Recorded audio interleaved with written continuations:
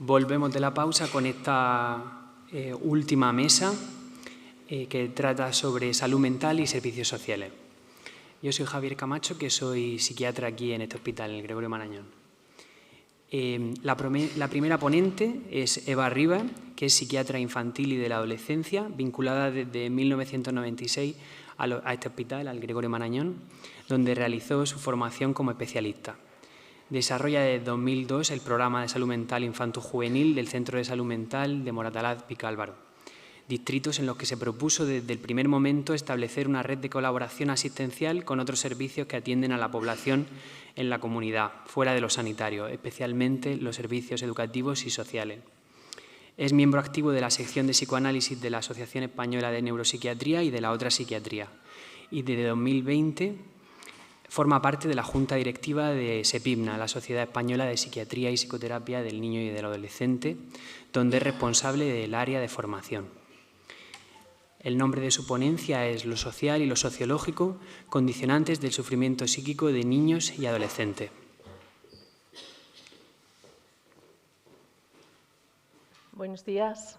Agradezco a la organización que haya confiado en mí para esta última mesa redonda de las jornadas, especialmente a Javier, que sugirió mi nombre. Y bueno, como ha anunciado él, lo social y lo sociológico yo creo que no podía faltar en unas jornadas sobre prevención en salud mental. Os voy a empezar hablando de una niña que llegó a la consulta como hace un año o así.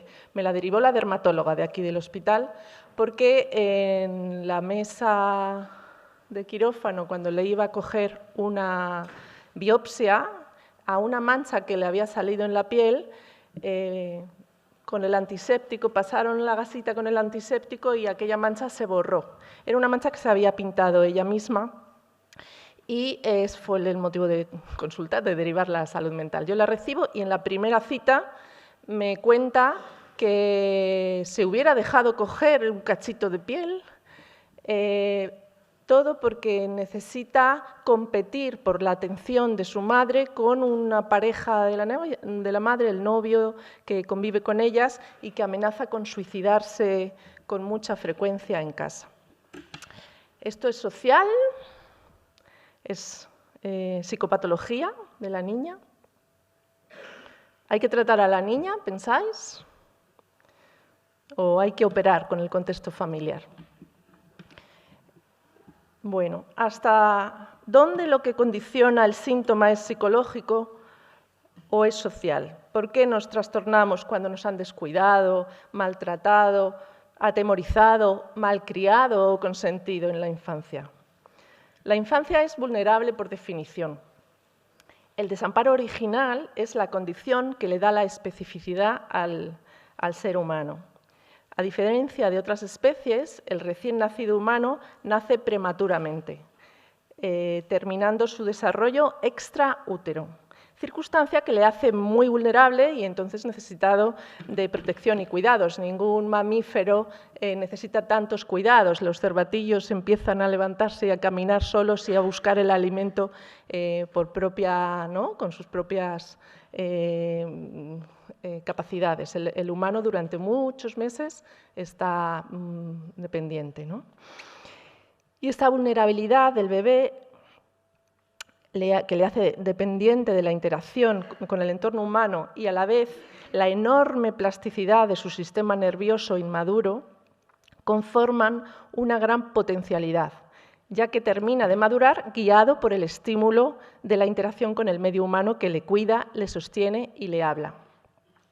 Es una ventana de oportunidad que no se volverá a repetir y que en ese entorno es el entorno el que va moldeando el psiquismo en construcción. O sea que la potencialidad y la vulnerabilidad son dos caras de la misma moneda, ¿no? Una no es posible sin el riesgo que conlleva la otra. El entorno del lenguaje, en el que se encontrará a lo largo de los primeros pasos en la vida, va poco a poco a permitirle que haga una interpretación de un mundo de sensaciones que al principio se le hace desbordante al bebé.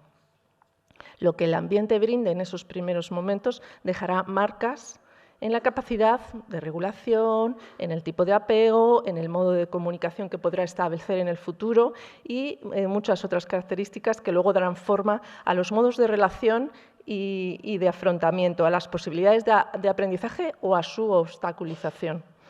La salud mental del futuro sujeto, por tanto, es dependiente de esos lazos de acogimiento e interacción en sus primeros momentos de constitución subjetiva.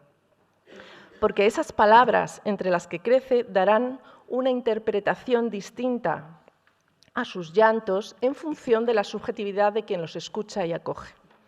Algunas madres y padres los vivirán con angustia y los tratarán de acallar dándole enseguida un objeto, ¿no? Un alimento, un chupete. Otros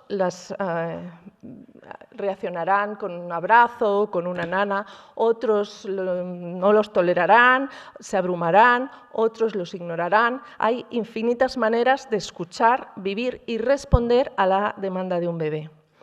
Esas palabras con las que el otro da significado al grito del bebé imprimen una distancia entre lo que el bebé necesita y lo que obtiene, porque esto, lo que obtiene, depende de lo que interpreta el que está con él. ¿No? El niño llora y la mamá dice, tiene frío, tiene sueño, hay que cambiarle el pañal. Entonces, en función de esa respuesta que se le dé, se instituirá para el sujeto el deseo, que es propio del ser hablante y que no coincide ni con la demanda ni con la necesidad. Daros cuenta que si yo, por ejemplo, le digo a mi pareja enfadada, déjame sola, eso es una demanda, pero lo que yo deseo es que me dejes sola. Es decir, que el deseo no coincide ni con lo que se pide ni con lo que se necesita. Una condición deseante del ser humano de la que también se puede enfermar, algo de lo que ningún otro animal enferma. Por eso importan y mucho las circunstancias de los otros que acogen y acompañan a los niños y del gran otro, el sistema, el entorno social, cultural, económico, que condiciona a esos pequeños otros, el papá, la mamá, el maestro, que están en la vida del niño, ¿no? Entonces, siendo la primerísima infancia el momento más vulnerable, se prolonga hasta la edad escolar, la adolescencia y más allá, la posibilidad de que las experiencias a las que esté sometido el sujeto moldeen su carácter, sus reacciones actuales y, por supuesto, sus manifestaciones psicopatológicas futuras. Son etapas en las que todo es cambio y casi nada permanece. En estas circunstancias, cualquier diagnóstico debería ser provisional.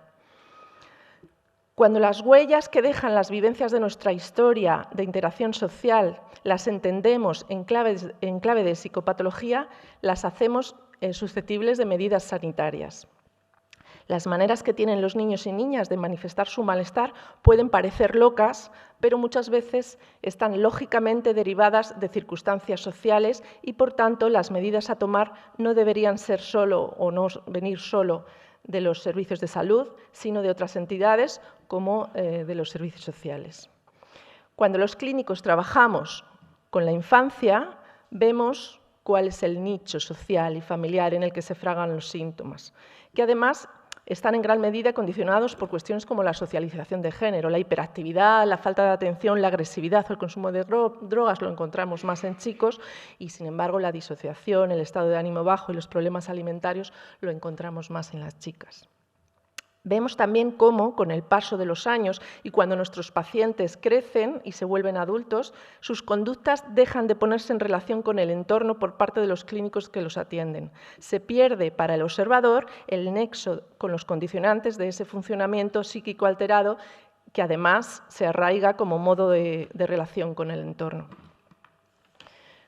Cuando recibimos niños y adolescentes con manifestaciones de malestar, desesperanza por el futuro, cuando nos dicen que no merece la pena seguir viviendo o incluso hacen gestos o intentos de suicidio, cuando se muestran desadaptados, protagonizando conductas disruptivas, impulsivas, con desregulación emocional grave, desde los servicios de salud mental los categorizamos.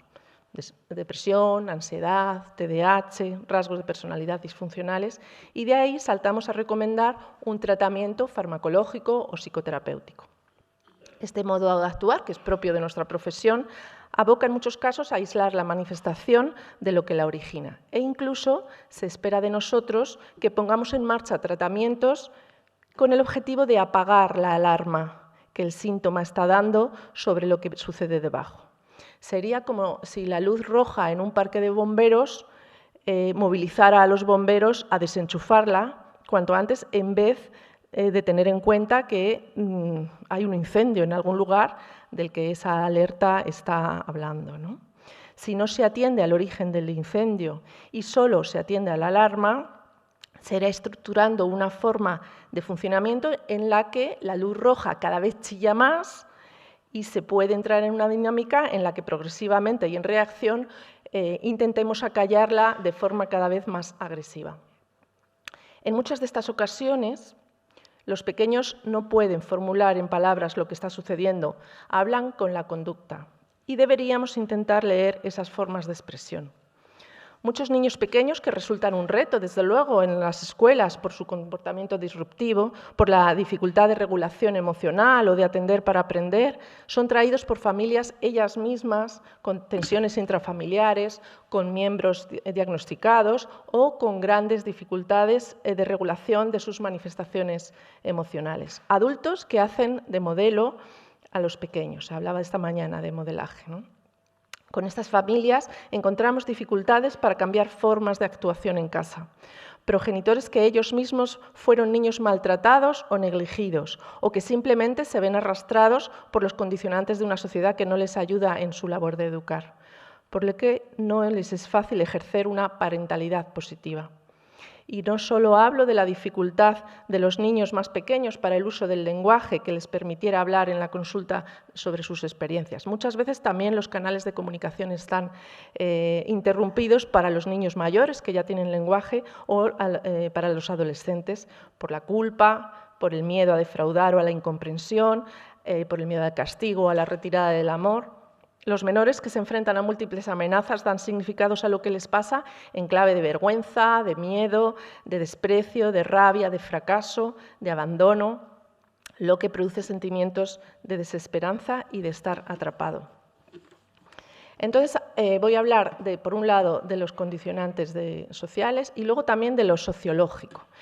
En primer lugar, en relación a lo social, tenemos que tener siempre en cuenta que el estrés temprano en la vida por sí mismo crea una vulnerabilidad a la enfermedad mental y física. Ayer también lo decía el doctor Arango, no solo enfermedad mental. O sea, todos los condicionantes sociales y las experiencias adversas en la infancia producen más enfermedades médicas del cuerpo a lo largo de la vida de los pacientes.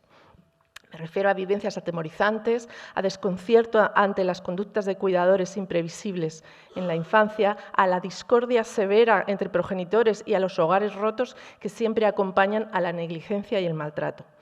Las familias están sometidas en muchas ocasiones a situaciones insostenibles, estresantes, bajo las cuales la crianza no es fácil, menos cuanto más difíciles sean el temperamento o las condiciones de salud del hijo.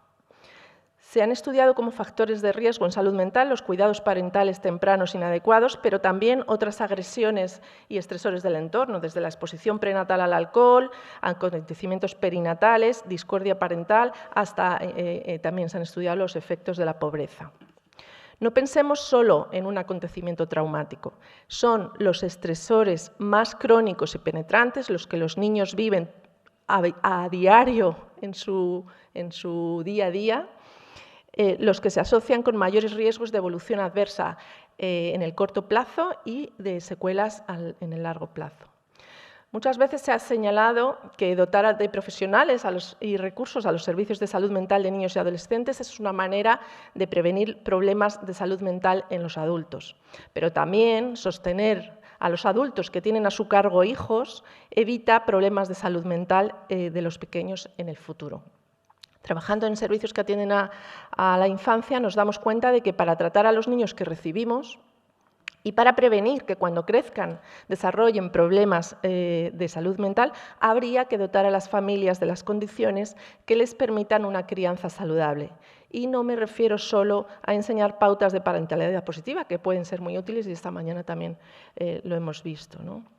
Creo que la parentalidad positiva en la mayor parte de los casos de la población, no hablo ya de muestras de casos de TEA ni de neurodesarrollo, hablo de la población general. Yo trabajo en un servicio de salud mental que recibe desde la atención primaria de salud las primeras ¿no? Contactos de salud mental de las demandas. Decía que creo que la parentalidad positiva en la mayor parte de los casos se puede ejercer de forma espontánea si uno tiene las condiciones de apoyo, tiempo y tranquilidad socioeconómica suficientes para criar a los hijos, además de haber disfrutado uno mismo de una crianza sostenida en vínculos de cuidado. El estilo de crianza está influido por estos factores socioeconómicos, pero además los entornos dañados pueden ser a su vez dañinos sobre los menores que viven en ellos y que a su vez reproducirán, esto hay que saberlo, en la generación siguiente un modelo de crianza alterado y susceptible de dañar. Sabed que el abuso a la infancia tiene una continuidad transgeneracional del 30%, es decir, un niño que ha sido abusado, 1 de cada 3 niños que han sido abusados en la infancia serán adultos que abusarán de los hijos. Aprendemos a cuidar siendo cuidados. Al final, el círculo se cierra. Para que las futuras generaciones puedan tener buena salud mental, los niños de hoy tienen que estar bien cuidados por sus familias y así podrán desarrollar habilidades de crianza para sus propios hijos en el futuro. Para proteger la infancia, entonces, hemos de proteger la crianza, proteger a las familias, a las madres.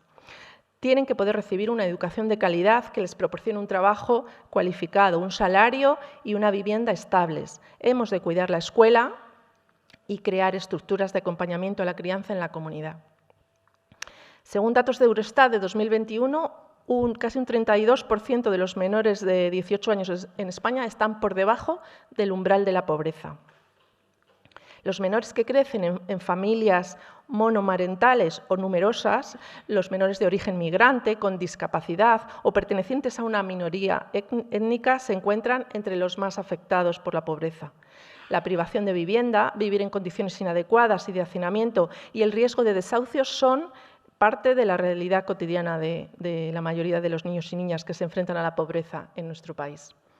Y los menores que viven en hogares pobres tienen una probabilidad 4 veces mayor de sufrir trastornos mentales o de la conducta que aquellos que viven en hogares de renta alta. Los datos apuntan claramente a que hay mecanismos modificables que podrían ser objetivo de intervenciones precoces y de estrategias preventivas. La prevención primaria es la gran aliada para la gestionabilidad de la salud mental de la población. Ayer hablaba también Ceso Arango, ¿no?, de cómo las cifras de demanda van a ser inabarcables, ¿no? Ya lo decía él, esto va a ser absolutamente ingestionable, tenemos que pensar en la prevención. Pero mi reflexión es que no está en manos de los psiquiatras, sino en las de políticas de ayuda a las familias, políticas sociales, de conciliación familiar. También se hablaba esta mañana, la sustitución del tiempo de calidad de un padre con su hijo por el entretenimiento a través de las pantallas sin la presencia de un adulto que lo guíe. Entonces decía, mi reflexión es que está en manos de las políticas de conciliación familiar, políticas sociales, salarios mínimos, educación pública y de calidad, desde las primeras etapas de la educación infantil, dotación de los servicios sociales de atención a infancia y familia, políticas transversales que promuevan urbanismos y entornos comunitarios, también se dijo ayer, amables, igualitarios y cohesionados, donde compartir el cuidado de los niños y de las personas vulnerables. Ciudades que permitan estar en la plaza con los niños o los niños solos en la plaza y los padres confiados de que están allí jugando, desenvolviéndose, aprendiendo responsabilidad propia. Hemos de poner el foco en apoyar a las personas cuidadoras también, que en la proximidad y de forma natural ejercen esos cuidados, aquellas personas que sostienen la vida. Este sostén debe ser transversal y no solo desde los servicios de salud mental. Esto en relación a lo social. Ahora voy a hacer un esbozo de análisis sociológico, sin ser yo ninguna autoridad en la materia. pero en base a lo que yo he podido observar y pensar de lo que me llegaba en la clínica y qué condicionantes podían estarse ejerciendo para fenómenos epidémicos, la epidemia de las autolesiones, que antes, cuando yo hice la residencia, no existía, muchos fenómenos que ayer también en cifras y en datos os expuso mi jefe, el doctor Arango, ¿no?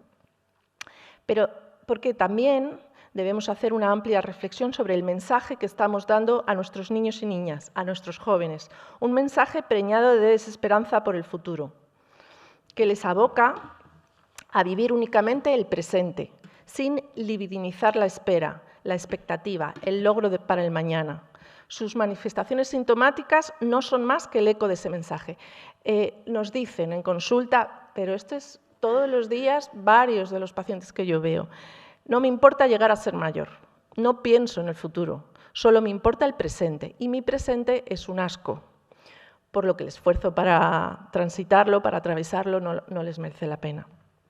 En pocas décadas se ha retirado a la infancia de las calles, considerando a la vecindad hostil y peligrosa, cuando antes la comunidad, el barrio, la plaza, el pueblo cuidaba a los niños y niñas en común. Los niños han pasado a ser responsabilidad exclusiva de los progenitores, lo que obstaculiza que los propios niños desarrollen habilidades de autocuidado, responsabilización y maduración progresiva. Y no os digo nada cuando, siendo responsabilidad exclusiva de los progenitores tienen dificultades, ¿no? Como muchos de los que vemos en las mesas del menor, con Charo, allí en Moratalaz. Los cuidados han de llevar al niño a alcanzar progresivamente la autonomía cuando ya va siendo adolescente, ¿no? Pero hay que saber que autonomía no es autosuficiencia. Todos necesitamos a los demás, pero esta sociedad occidental en la que vivimos actualmente, individualista, pretende construir la idea de una autosuficiencia que niega nuestra carencia esencial, el hecho de que somos incompletos y que por ello necesitamos establecer vínculos de amor, compañerismo o colaboración. El discurso social promueve la fantasía de que alcanzaremos la completud o la felicidad comprando objetos disponibles en el mercado. Los factores que promueven manifestaciones sintomáticas en los niños y adolescentes de hoy a veces no son en absoluto evidentes ni para ellos mismos ni para los adultos que nos los traen a consultar. Aunque no por ello dejan de ser en muchos casos razones del entorno. Debemos abrir el foco hacia lo macro, mirar al contexto en el que criamos y educamos a nuestros niños y adolescentes para poder interpretar las nuevas formas sintomáticas que desbordan nuestras consultas. Debemos pararnos a pensar ¿qué efectos tiene en la constitución subjetiva una sociedad que promueve un ideal de felicidad que no permite tolerar el dolor de vivir, ni siquiera el aburrimiento? El imperativo de ser feliz se traduce en lo cotidiano. Daros cuenta en el telediario, ahora no despiden hasta mañana, dicen sean felices. Cuando dejamos a los niños en el colegio por las mañanas y les damos un beso, no les decimos aprende mucho y pórtate bien, les decimos pásalo bien, disfruta. Puede parecer banal, pero es la traducción de este ambiente general que no facilita tolerar el esfuerzo, el sufrimiento, la espera. Pero la negación colectiva del sufrimiento normal no hace que éste desaparezca. Y la adolescencia es un momento especialmente difícil en el que se sufre. Siempre ha sido así, por el cambio, por la pérdida de los referentes familiares y la búsqueda frustrada una y otra vez de referentes fuera, de que me incluyan, de que me quieran, de que me reconozcan, ¿no? Y entonces, si negamos que ese sufrimiento existe y que hay que andarlo, los adolescentes que sufren se sienten diferentes, solos o culpabilizados. El imperativo de felicidad les despoja de la capacidad de gestionar, dándole un sentido, el dolor inherente a la vida. Los fracasos, las pérdidas, las dificultades de salir adelante en el proyecto vital siempre han existido, pero hoy se les da el mensaje de que cada uno debería disfrutar cada minuto, de que deben tener éxito en el presente, ser felices ahora y todo el tiempo. sin pedir ayuda además a los demás, esta cosa de la autosuficiencia. Por lo que si sufren, sienten que no cumplen las expectativas, que han fracasado, que están solos en el dolor. Claro, todos los demás son felices menos yo, que estoy aquí aburrido, comiéndome las uñas y apretándome los granos en casa.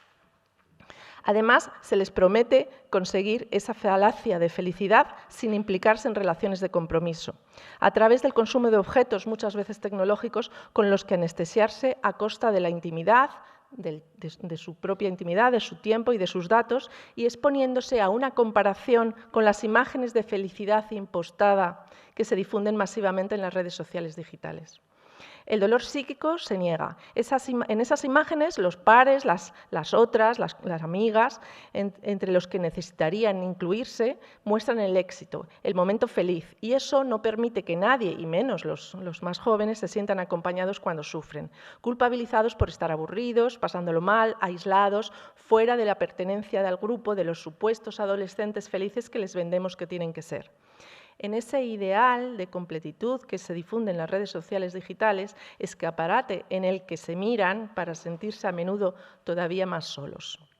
Entonces, en situaciones críticas, de sobrecarga en los estudios, de desencuentros relacionales, de límites interpuestos por los adultos, expresan que no soportan la vida, que se suicidarían. O buscan el atajo autosuficiente de la autolesión del propio cuerpo. Para eso no necesitas a otro, te lo puedes hacer tú mismo. Y también es un atajo identificatorio en el sentido de que las redes sociales te han brindado también esa fórmula, ¿no? Si los que sufren se cortan, pues entonces yo que estoy sufriendo tiro de esto. Una autolesión del propio cuerpo para aliviar esa soledad y ese dolor psíquico que deberían poder mostrar pidiendo ayuda y compañía. Pero no se puede mostrar que uno es frágil, que uno está en un momento, ¿vale? Entonces tienen que uno resolvérselo uno solito. La adolescencia siempre ha sido difícil, decía antes, ¿no? Pero quizás la búsqueda de un proyecto, de un sentido para la propia vida, hacía que la espera, el paso por las dificultades, mereciera la pena, porque el futuro ofrecía una meta por la que luchar. Bueno, ahora no soy independiente, pero lo seré. Ahora no puedo hacer lo que yo quiero, pero lo podré hacer. Hoy se les ha cercenado la meta, el esfuerzo, la espera, porque se impone que la felicidad debe ser ya. Y cuando no se sienten completos y felices hoy, se avergüenzan de mostrarlo y no cuentan con una promesa de que en el futuro lograrán esa pertenencia al grupo. No, los amigos no me llaman para salir, pero lo conseguiré en el futuro. O hoy no siento placer, pero estoy trabajando para poder irme, ¿no?, de fiesta la semana que viene, o el mes que viene, o el año que viene. La independencia, ¿no?, que no se tiene hoy porque uno tiene 14 años, pero la tendrá en el futuro. La posmodernidad les ha robado el futuro. La caída de los grandes ideales, de las grandes consignas, les aboca a la autodeterminación. La cualificación no garantiza un puesto de trabajo tras el periodo formativo. La tecnología, que siempre había hecho pensar a la humanidad que el futuro sería mejor porque dominaríamos la naturaleza y viviríamos más cómodamente, incluso hoy nos da miedo, nos hace pensar que en el futuro las máquinas nos van a quitar los trabajos, que la inteligencia artificial tiene los riesgos. Ni siquiera eso, que podría ser una cosa que abriera el mensaje de que el futuro va a ser mejor, lo hace pensar. Los desplazamientos forzosos han impedido a muchos apoyarse en los ideales culturales de origen que brindaban fórmulas para esa espera. Incluso el cambio climático amenaza con que en el futuro no puedan disponer de la naturaleza del planeta. Comprender esto es imprescindible para los profesionales que hemos de hacernos cargo de las demandas a salud mental infanto-juvenil. Solamente si acogemos sus manifestaciones sin que nos ciegue la demanda urgente de su aplacamiento, podremos darnos el tiempo de ir descubriendo qué sucede detrás. Y lo que sucede detrás, cuando nos damos la oportunidad de pensarlo y lo analizamos colectivamente, y debemos hacerlo dado que el problema es epidémico, es en muchas ocasiones algo para lo que tenemos que implicar a toda la sociedad, no solo a los dispositivos de salud mental. Se trata de poner en marcha los mecanismos que podrían desactivar problemáticas que tienen su raíz en el malestar de la familia, de las instituciones, de la sociedad en general. Ahí es donde han de ponerse los esfuerzos de prevención primaria. de nosotros, los profesionales de salud mental, se debe esperar que señalemos esta realidad y abramos el foco a cuestiones contextuales, que no tienen que ver solo con el sujeto que manifiesta el síntoma. Porque si no, solo nos queda constatar el daño. Daros cuenta que nuestro escenario, que brinda pocas posibilidades para la prevención, porque se orienta al tratamiento y se nos pide ser resolutivos, ¿no?, que el síntoma se diluya rápido. Nuestra responsabilidad incluye no añadir más daño con diagnósticos que fijen a nuestros pacientes, niños y adolescentes a la etiqueta a largo plazo de trastornados para no abocarles únicamente a tratamientos que mermen las posibilidades de que el niño confíe en la capacidad de mejora y que transforme la forma de expresión sintomática.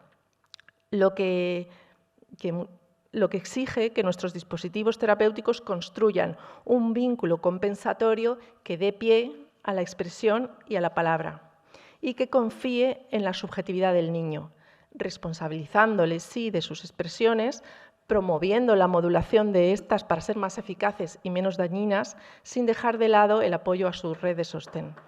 Tenemos que tener en cuenta el sujeto, pero también el contexto. No olvidemos que los clínicos detentamos un lugar de saber sobre lo que al niño le pasa y si señalamos a este como trastornado o deficitario ante la familia y las instituciones educativas, le cargamos con una identificación de la que no es fácil que escape. Una etiqueta que puede suponer la muerte de su capacidad de respuesta personal, de reivindicación y de cambio, de restablecimiento de las vías de comunicación a las que podría haber tenido acceso muchas veces de forma espontánea con la maduración, dado que el tiempo permite a los niños crecer, evolucionar, adquirir formas de expresión de sus sentimientos y sus malestares más fáciles de comprender, siempre y cuando se les sostenga en una comunidad en la que establecer sus propios lazos y que les ofrezca un futuro que merezca la pena ser alcanzado, atravesando a veces un presente difícil, pero que se hace más llevadero si pueden unirse a proyectos y personas para poner la mirada adelante. Muchas gracias.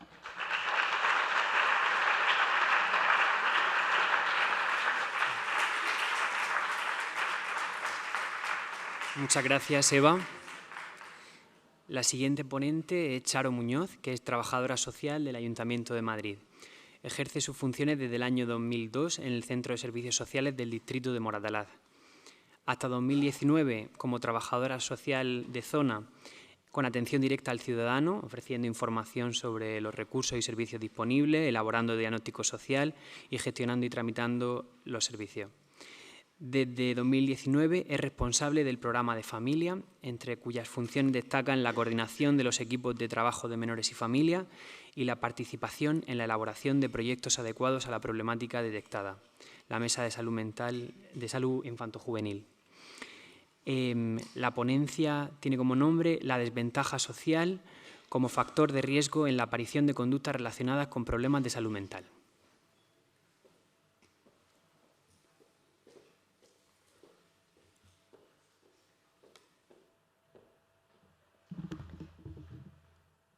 Hola, buenos días a todos. Quería dar las gracias a Javier por haber contado con los servicios sociales en estas ponencias relacionadas con salud mental infanto-juvenil.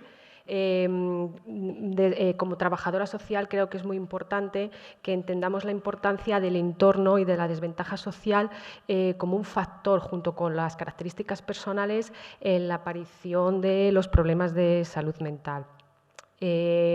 Como ya sabéis, a ver cómo funciona esto, ¿no va?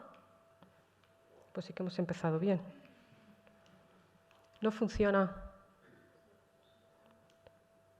A ver, bueno, pues no, si no va, no pasa nada.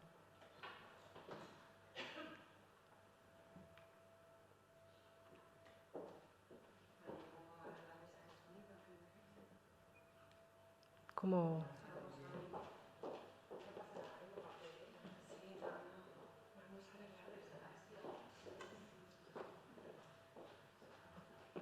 Si queréis voy empezando.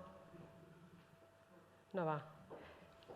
Hemos empezado bien desde los servicios sociales. Bueno, a ver, como todos... la desventaja social. Es verdad que los servicios sociales... Bueno, pues es verdad que a raíz de la pandemia se ha producido, como ya han comentado otros ponentes, ha habido un aumento importante de casos de menores con problemas de salud mental. Ya desde servicios sociales nosotros veníamos detectando antes de la pandemia este incremento paulatino. Es verdad que no es tan grande ni tan significativo como después del COVID, pero poco a poco hace necesario que ya empezábamos a trabajar desde servicios sociales y salud mental de forma conjunta. Actualmente en el distrito de Moratalaz, que es un distrito muy pequeño, en un 35% aproximado de los casos que se encuentran en seguimiento por ser menores de riesgo moderado o grave, se encuentran también en intervención con salud mental. Es decir, que trabajamos de forma coordinada el centro de salud mental o el programa de enlace con servicios sociales. Parece poco, pero ya os digo que es un distrito muy pequeño y además el porcentaje, en vez de estancarse o reducirse, cada vez se está incrementando más. Nos estamos refiriendo pues a menores que van a presentar problemas a la hora de aprender, a la hora de comportarse o de manejar sus emociones. Pueden presentar temores, preocupaciones y mostrar comportamientos disruptivos. Cuando los síntomas son serios, persisten en el tiempo y además empieza a afectar a su relación en la escuela, en la familia con el grupo de iguales, pues podemos decir que se le puede diagnosticar o posiblemente se le diagnostique un problema de salud mental. Van a ser muchos los factores que van a influir en la aparición de estos síntomas. Es verdad que el componente genético o las características personales es muy importante, pero cuando hablamos de salud mental en la infancia y en la adolescencia, tenemos que tener en cuenta el contexto, es decir, el entorno en donde ese menor se está desarrollando. Nos referimos tanto a nivel macro, como puede ser, por ejemplo, la escuela o el barrio donde uno vive, o un nivel más micro, como puede ser la familia. Por lo tanto, si tenemos en cuenta que la escuela o la familia va a influir, podemos decir que va a haber grupos que van a ser mucho más vulnerables a la hora de presentar estos problemas. Entre estos grupos encontraríamos aquellos menores que pertenecen a clase social más... Es en este, ¿verdad? A ver si soy yo. Era un problema del ordenador, no del mando. Vale. Están boicoteando a los servicios sociales. Lleva esa dirección que yo a lo mejor... Ahora sí, perfecto. ¿Pero cuál es? No, no va. El central. Sí, sí. No te preocupes, da igual, si tengo el soporte en papel.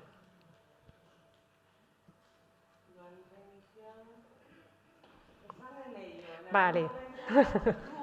Luego cuando termine... Vale.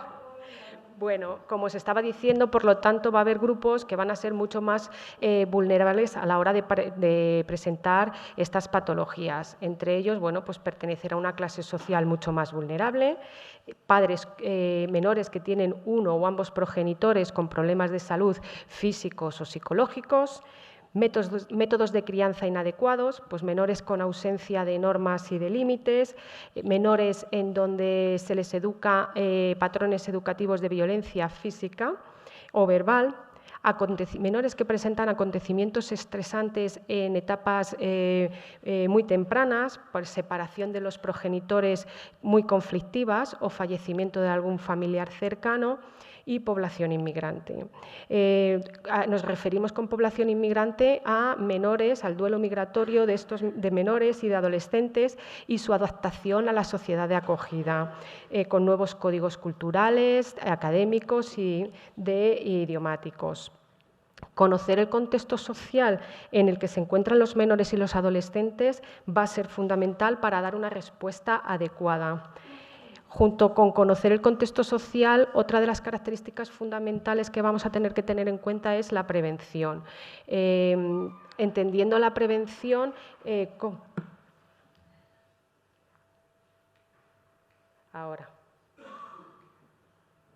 Vale, pues en el trabajo con menores y adolescentes con problemas de salud mental, como ya os he dicho, va a ser fundamental la prevención, entendiéndola como minimizar lo máximo posible la exposición de estos menores a acontecimientos estresantes en etapas tempranas, para evitar no solamente la aparición, sino también la cronificación. Y la prevención, entendiendo la prevención también como detectando los síntomas en fases iniciales, interviniendo en ellos de manera mucho más eficaz.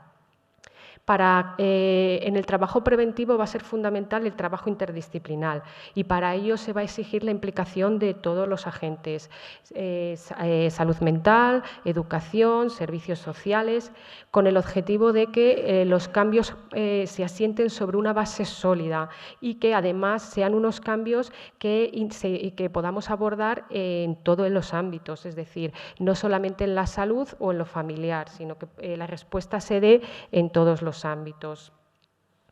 En el distrito de Moratalaz, como ya os he dicho, a raíz de la pandemia, cuando volvemos otra vez todos a nuestros puestos de trabajo, empezamos a tener una demanda de la que no éramos capaces de dar respuesta, porque no teníamos formación, porque no teníamos capacidad suficiente para dar respuesta a esta demanda y creamos una mesa de salud, una mesa técnica de salud infanto-juvenil. En un principio esta mesa lo que pretendía era que nos juntáramos todos los profesionales que trabajan con la infancia y con la adolescencia en el distrito para conocer cuáles van a ser nuestras necesidades y nuestras potencialidades. A raíz de esta mesa de salud infanto-juvenil nacen 3 submesas. Nos damos cuenta, tenemos una mesa de formación, nos damos cuenta los profesionales que no pertenecemos a la salud mental, que no tenemos ninguna formación, que lo que nos está llegando nos pilla grande, tanto a profesores, PTSCs, orientadores, trabajadores sociales y los compañeros del Centro de Salud Mental y Programa de Enlace, bueno, pues nos dan unas jornadas de formación a los profesionales que trabajan con la infancia y adolescencia en el distrito. También hemos creado una mesa de mapa de recursos. El objetivo es que sea un mapa en donde todas las entidades que trabajan con infancia y adolescencia estén en este mapa, para que cualquier profesional en cualquier momento pueda ver esa entidad a qué se dedica, a quién me tengo que dirigir de esa entidad o cómo me puedo dirigir a esa entidad. Y actualmente estamos en la elaboración, hemos creado un protocolo de atención. Este protocolo se está empezando a poner en marcha ahora, este primer trimestre del año 2024. Los objetivos del protocolo van a ser unificar un plan de actuación entre todos los profesionales que trabajamos con la infancia y la adolescencia, establecer sistemas de coordinación entre todas las entidades implicadas, reducir el mínimo de incertidumbre en la acción. Una de las respuestas que habíamos detectado era que cuando llegan las familias, hasta que llegan al recurso o al servicio adecuado, ha pasado mucho tiempo. A veces incluso es porque por desconocimiento de los profesionales y cuando llegan al recurso adecuado ya están cansados de contar a distintos profesionales la misma información y no tener respuesta. El objetivo de este protocolo también es reducir al mínimo estos tiempos de inicio del tratamiento. Hemos creado unos flujogramas. El objetivo del flujograma es que todos los profesionales que estamos interviniendo en el equipo sepan los pasos que tenemos que dar en cada momento del proceso. Con esto vamos a conseguir incrementar la productividad, reducir las incidencias y estandarizar unos protocolos para hacerlo todo mucho más ágil y mucho más eficaz. Cuando estaba este proyecto de esta mesa, estos protocolos han salido a la luz, como ya os he dicho antes, porque hay un interés por parte de los profesionales que trabajan en infancia y adolescencia. Ha habido una implicación por parte de todos ellos. Creo que sería algo que nos deberíamos de plantear en un futuro, que desde esferas más altas, ¿no?, sean los que establezcan estos protocolos de trabajo de forma coordinada.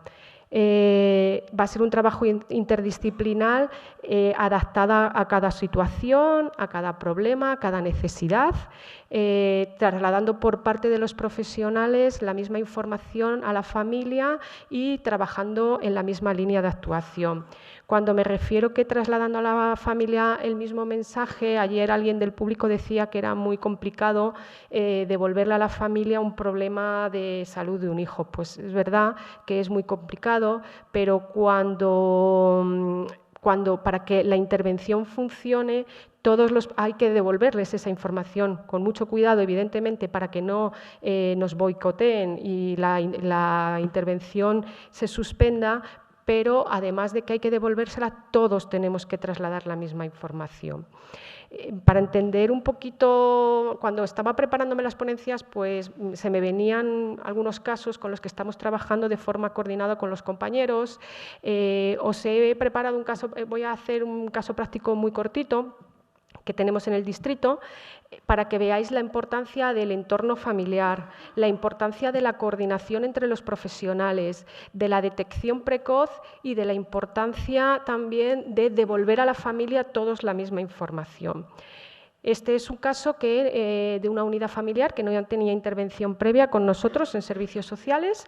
Es una menor, nos llega una petición de Fiscalía de Menores que nos pide que valoremos una menor de 5 años y su unidad familiar. Esta menor ha acudido al servicio de urgencias de un hospital en reiteradas ocasiones por crisis de ansiedad.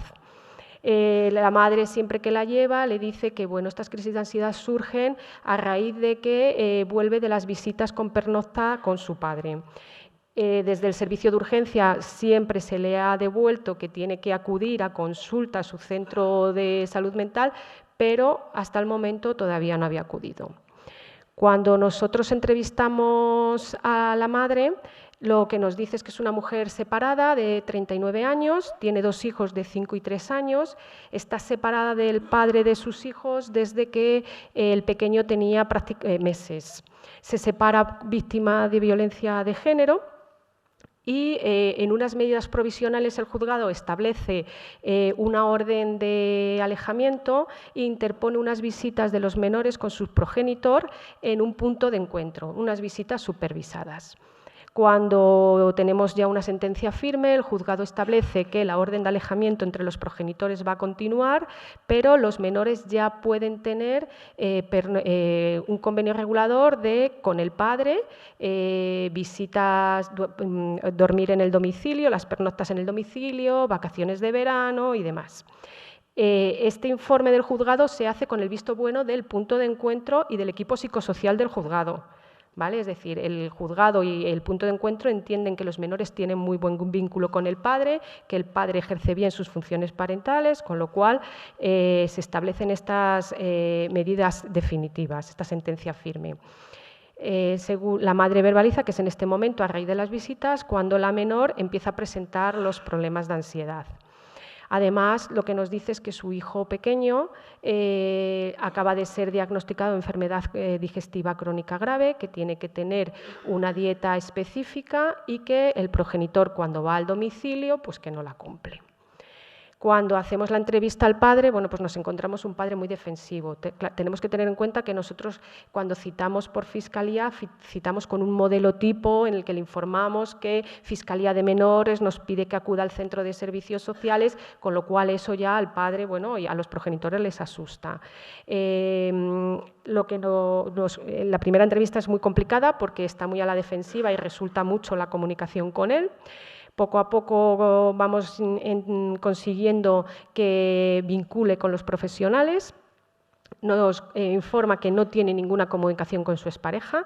Todo es a través de abogados y todo está judicializado. No son capaces de tomar ninguna decisión por ellos mismos. Todo es a través de lo que establezca el juez. Incluso, bueno, el padre nos dice que no tiene ninguna información sobre el problema de salud de su hijo y que ha tenido que solicitarlo judicialmente, que le expliquen qué dieta específica es y qué problema de salud tiene. No sabe el motivo por el que le citamos, sabía que su hija necesitaba tratamiento psicológico, pero desconocía que había acudido al servicio de urgencias en reiteradas ocasiones. Cuando empezamos a trabajar con los menores, nos damos cuenta, en primer lugar, que la niña mayor empieza a tener una parentalización, es decir, empieza a asumir responsabilidades que no le corresponden para su edad cuando están de visitas con su padre. Pues vigilar qué comida puede comer su hermano, vigilar a qué hora se tiene que acostar su hermano, porque si no, si mamá se entera que nos hemos acostado más tarde de tal hora se va a enfadar. También hay una instrumentalización por parte de ambos progenitores hacia los dos menores. Hay problemas de la hija mayor que todavía no están siendo atendidas, tiene crisis de ansiedad y lo que nos dicen desde el colegio es que empieza a presentar conductas, un trastorno obsesivo-compulsivo, necesita continuamente dibujar, lavarse las manos, pero no están siendo atendidas porque entre los progenitores no se ponen de acuerdo a qué servicio llevarlo. Uno quiere un servicio privado, el otro quiere público porque entiende que es más neutral, con lo cual en este punto estamos que la niña todavía no ha iniciado ningún tipo de tratamiento. Además, encima, cuando nos coordinamos con el servicio de digestivo del niño pequeño, lo que nos dicen es que la enfermedad crónica que tiene no es la causante de los síntomas que está presentando, de estas diarreas que está presentando, que le han derivado también a salud mental, tiene 3 años, la han derivado a salud mental porque entienden que la conflictividad familiar, la situación familiar en la que está viviendo, le está empezando a afectar a nivel físico. Bueno, pues en los padres hay una falta de comunicación total, tienen un discurso muy rígidos, los dos, son incapaces de seguir las instrucciones que les estamos dando los profesionales. Hay discrepancias en todo, hasta en los temas de salud, en cualquier tema banal, como ya os he dicho antes, lo tiene que decidir un juez, son incapaces de decidirlo por ellos mismos, hasta tal punto que actualmente la intervención con esta unidad familiar ha recaído en el Centro de Atención a la Infancia. Es un recurso especializado que tiene el Ayuntamiento para atender los casos de menores que se encuentran en situación de riesgo grave o moderado. Es decir, entendemos que hay indicadores suficientes de negligencia por parte de ambos progenitores que interfieren en el desarrollo de estos menores y que si no los empezamos a trabajar pronto terminarán cronificándose y probablemente agravándose. Como os he dicho antes, este es un claro ejemplo de un entorno familiar que está generando una sintomatología de salud mental en unos menores que si vivieran probablemente en otro entorno familiar no estaría pasando. Además, va a ser muy importante que desde los distintos servicios, los compañeros de salud mental, educación o servicios sociales, trabajemos en la misma línea de actuación y que todos devolvamos a la familia la misma información. Vuestros hijos están así, tienen esta sintomatología porque vosotros sois 2 padres negligentes. Luego nos podemos meter en debates de si el juzgado le ha dejado a los niños siendo maltratador, eso ya sería otra cosa. Pero actualmente estos padres ambos son negligentes y están provocando una sintomatología en ambos menores, que son, ya os digo, muy pequeños, de 5 y 3 años. Bueno, un poquito por terminar, no me voy a alargar mucho porque encima soy la última de un viernes, con lo cual voy a intentar abreviar. Es evidente que en la pandemia ha habido un incremento muy importante de casos de niños, niñas y adolescentes con problemas de salud mental.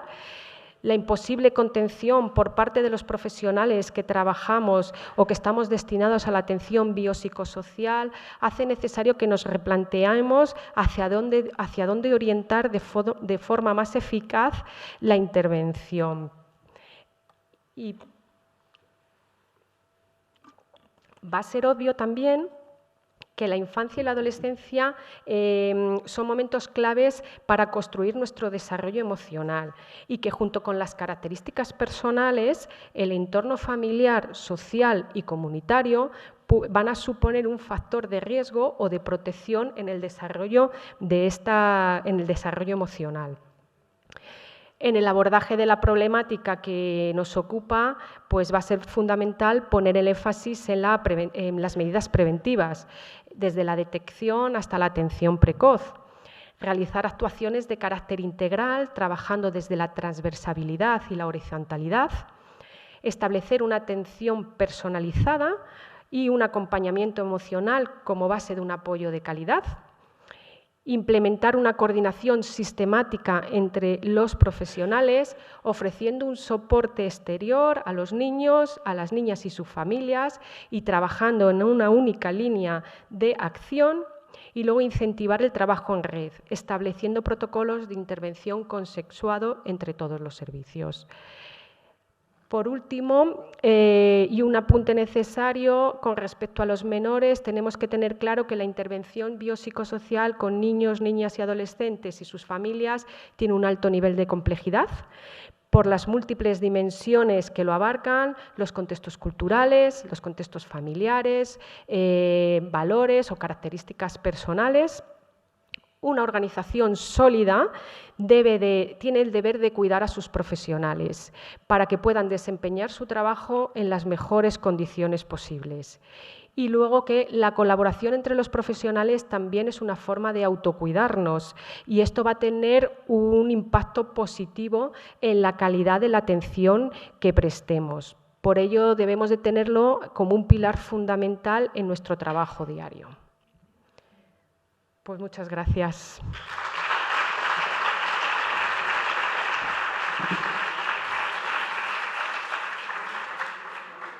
Muchas gracias, Charo.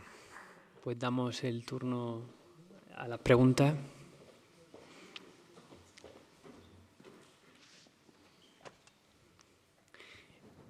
Por aquí, por los online, preguntan que ¿dónde podemos acceder a los protocolos realizados sobre la intervención social y de salud mental en niños con problemática familiar? No sé si... No. Sí. A ver,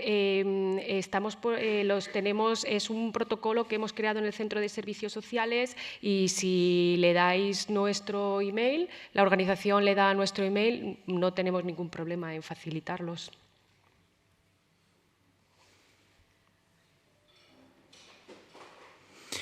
Bueno, pues aprovecho yo para preguntaros qué dificultades encontráis en vuestra práctica habitual, diaria, para el trabajo en red entre salud mental y los servicios sociales.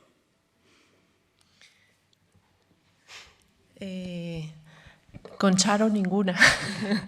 Vamos a ver, y con esto quiero decir que yo creo que es una pena que la principal potencia para el trabajo en red sea la voluntad de las personas. Sería interesantísimo que las propias instituciones promovieran el trabajo en red y la coordinación, pues reservando huecos en las agendas de los facultativos o de los profesionales en los centros de salud mental. Yo agradezco siempre muchísimo que, por ejemplo, en servicios sociales sí está institucionalizado a través de lo que son los equipos de trabajo del menor y de la familia y las comisiones de apoyo familiar, unos espacios periódicos programados de coordinación entre entidades y entre profesionales que aprovechamos muchísimo. Yo he aprendido una barbaridad allí y me he dado cuenta que no estoy sola, porque más allá del equipo de salud mental que somos allí en Moratalaz y para Vicálvaro, 2 psiquiatras y 2 psicólogas y una enfermera y media trabajadora social, que están cada una llevando sus casos y es difícil también encontrar hueco para hablar, aunque tratamos de hacerlo. El hecho de poder en esos espacios programados, cuando nos convocan por nuestros pacientes, apoyarnos en cuestiones para las que no somos expertos, ¿no? En la mesa del menor están los compañeros de educación que pueden aportar la parte que ven ellos, los compañeros de servicios sociales, y es absolutamente imprescindible que eso esté programado en las agendas e institucionalizado. Sí, yo quería decir lo mismo que Eva, que la verdad es que en Moratalaz es un lujo que podamos trabajar de forma tan coordinada, pero claro, esto es posible por el interés personal de todos los profesionales. Para los servicios sociales es un lujo contar, como ha dicho Eva, saber que cuando convocas a un psiquiatra, a un psicólogo o a Javier del programa de enlace para una mesa, para un equipo de trabajo de menores y familia, van a venir, y además que lo que van a aportar nos va a ayudar un poco a tomar una decisión sobre quién va a llevar ese caso